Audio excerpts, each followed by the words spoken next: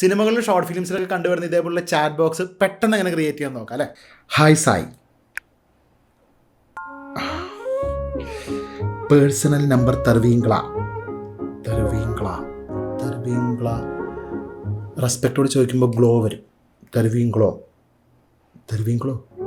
Personal number തർവീങ്കളോ ഇപ്പോൾ തര മുടിയാത്. നമ്മുടെ ആഫ്റ്റർ എഫക്ട്സിൽ ആദ്യം ഒരു ചെറിയൊരു കോമ്പോസിഷൻ ക്രിയേറ്റ് ചെയ്യുക. അതിൽ ഇതേപോലത്തെ ഒരു റെക്ടാങ്കിൾ ഷേപ്പ് വരയ്ക്കുക.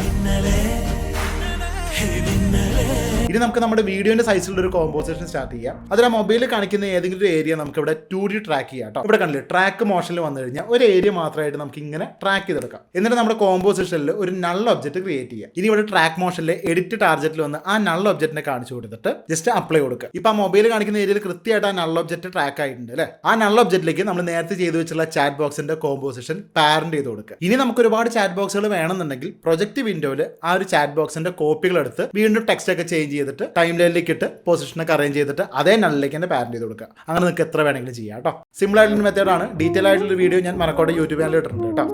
കൂടെ നിന്നാ നമുക്ക് എല്ലാവർക്കും ഒരുമിച്ച് നിന്ന് ഒരു മനക്കോട്ടെ.